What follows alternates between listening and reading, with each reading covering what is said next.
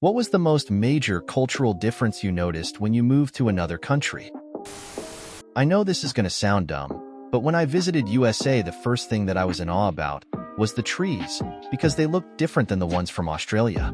I just kept looking at all the different trees and flowers, because they were not the same ones I would drive past for the majority of my life.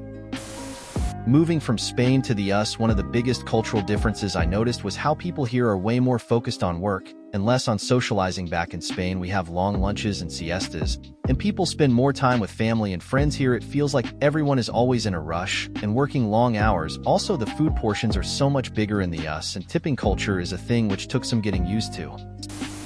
There are white people everywhere. Realizing that jaywalking in Vietnam is basically an extreme sport. Adapting to the work-life balance in the US has been quite an eye-opener for me too. In my home country, I was accustomed to a more communal life. Long chats with neighbors were the norm, not an exception. But here, it seems like having a packed schedule is a badge of honor. It's a shift from community-focused to achievement-focused living. Even hobbies are often discussed in terms of personal development rather than leisure. It's a different rhythm of life aimed more at what you accomplish than who you're with. And the coffee. Back home, coffee time is a ritual, a moment to relax. But here it's fuel for the hustle. It's all a fascinating reflection of the American spirit, which I'm learning to navigate, with a large cup of joe in hand, of course. When I moved from Europe to the States, the sheer variety of accents and dialects amazed me. I thought I had a good handle on English, but I found myself asking people to repeat themselves quite a bit. It was like learning new versions of the same language, all over again. The biggest cultural difference I noticed was how communication styles varied, with some cultures being more direct and others more nuanced. At first, I was shocked by the car-centric design of American suburbs. I found it absurd that a shopping mall's parking lot took 5 times the space of the mall itself. Giant parking lots surrounded every building. They were very unusual for me. When I relocated from Germany to the US, the sheer scale of everything made a lasting impression. Roads, cars, buildings, supermarkets, they're all massive compared to what I'm used to. It was a bit overwhelming initially. Plus, the American emphasis on individuality is starkly different from the community-oriented approach back home. Everyone's striving to stand out, or make it big in some sense. I've also learned that in the US, distance is measured in time rather than kilometers, which was an amusing discovery. And let's talk about convenience. Stores are open 24/7, and you can get almost anything delivered to your doorstep. It sure is a land of plenty, with opportunities and conveniences at every turn, but also with an unspoken expectation of constant productivity. It makes you appreciate the diversity of lifestyles across the globe. I have a good one. I moved to Canada from the US and was shocked at how friendly Canadians are. In Japan, the concept of personal space on public transport doesn't exist during rush hour. It's like a game of human Tetris. The food moving from Africa to America. What I noticed first is the food in each country you visit. The language has changed. Growing up American, I was spoiled in being able to easily cool down when I wanted to cool down. Just turn on the AC or order a glass of ice water or the like. Moved to Europe and it was like, you want ice? And water? Why?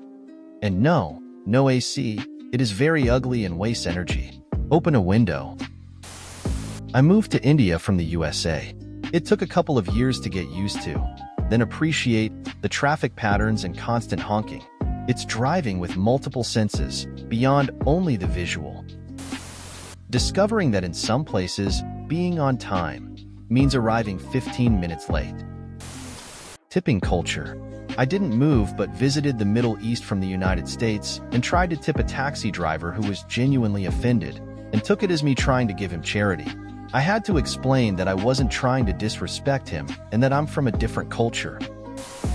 Having to wait for a restaurant to open up at 10 p.m. in Madrid to get dinner, and then still being the only patron at 11 when people start coming in.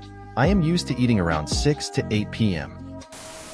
The amount of talking when moving from Northern Europe to Portugal. The most major cultural difference was the approach to social interactions and communication styles. When I moved to Italy, One of the biggest cultural differences I noticed was how time is perceived. Being a bit late to a meeting or social event is totally normal and not seen as rude at all. Back home, punctuality was super strict, so adapting to a more relaxed attitude towards time took some getting used to. It's a nice change, though. It's all about enjoying the moment and not stressing over the clock.